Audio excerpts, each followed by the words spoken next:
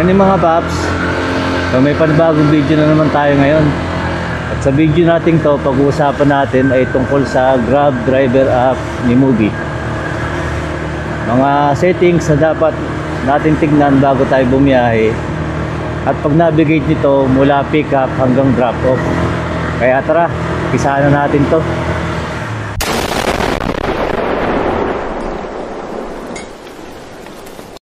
So nandito na tayo sa mismong homepage ng Grab driver app.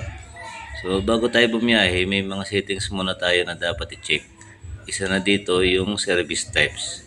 So i-click lang natin yung service types. Makikita natin dito yung mga lugar at services ni Moovit. So i-on off nyo lang yung mga area o services na gusto nyo ibiyahe.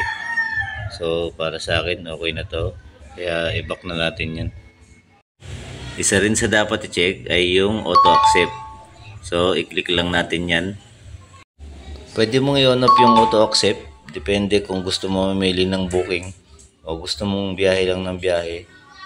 Para sa akin mas okay na ako naka-on yan palagi. So i-back na natin yan. Kapag na-check na natin yung service type at auto accept at ready na tayo bumiyahe, click lang natin yung go online. Tapos waiting na tayo pasukan ng booking. Kapag may pumasok na booking, ganyan ang lalabas sa screen. Tap lang natin kahit saan sa screen para makita natin yung pangalan at pick up location ni passenger. May lalabas din na text na I'm on my way now. I-send lang natin yan para ma-notify na on the way na tayo sa pick up location. Tapos punta na natin si passenger.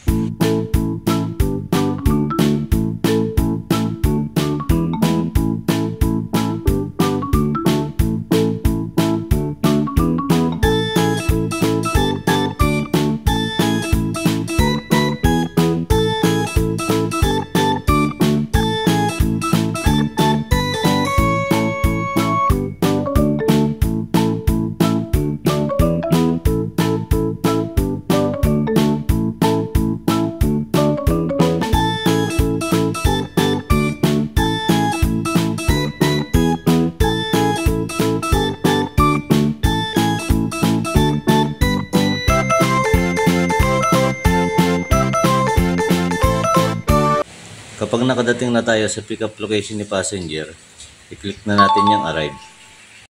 At kapag nakita na natin si passenger at naisakay na natin siya, pwede na natin i-click yung pick up para makita natin ang drop-off location at mapa papuntang drop-off area. Kapag ready na kayo ni passenger, pwede na kayong bumiyahe papuntang drop-off location.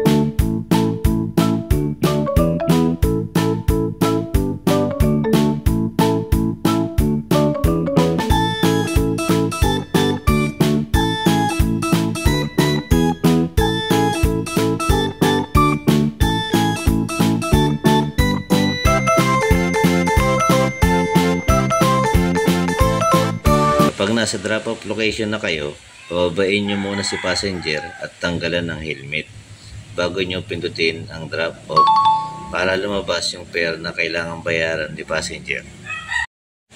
Sa booking na to, naka-grab pay si passenger, kaya wala siyang dapat bayaran. Kapag nakapagbayad na si passenger, huwag kalimutang magpasalamat, tapos i-slide yung confirm payment. Pwede ring i-rate si passenger at mag-submit ng feedback tungkol sa biyahe nyo. Tapos, okay na, next booking naman. So, ganun lang kadali yung mga paps. Wala naman masyadong mahirap dun sa paggamit ng Grab Driver app. Bali, ang ano lang dun, masettings siya ng maayos.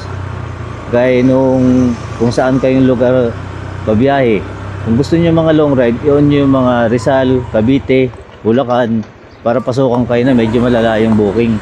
Kung gusto niyo naman ng medyo malalapit lang, on nyo lang NCR, yung Metro Manila, Makati, Quezon City, Mandaluyong, Pasig. Saka yung mga service types. Kung gusto niyo ng delivery, on nyo lang yung Grab Express. Pero yung sa Mobit, automatic siya na naka-on, kaya wala tayong magagawa dun. At saka yung auto accept, recommended ko yun. Kasi kung gusto niyo naman talagang bumiyahe, yung sunod-sunod na biyahe talaga, i-on nyo yung auto accept. Kasi sa tingin ko, parang priority ni Mobit yung mga naka-auto accept. Kaya hanggang dito na lang siguro mga paps. Kung may natutunan kayo na gustuhan yung mga ganitong klase ng video, paki-like and share at subscribe na lang dito sa channel ko para ma-update kayo sa mga bagong video na i-upload pa natin. At kung may mga katanungan kayo o suggestion para magawa natin ng bagong video, i-comment nyo lang dyan sa comment section sa ibaba. Hanggang sa susunod na video na lang mga paps. Kita-kits sa kalsada. Ride safe palagi. Bye-bye!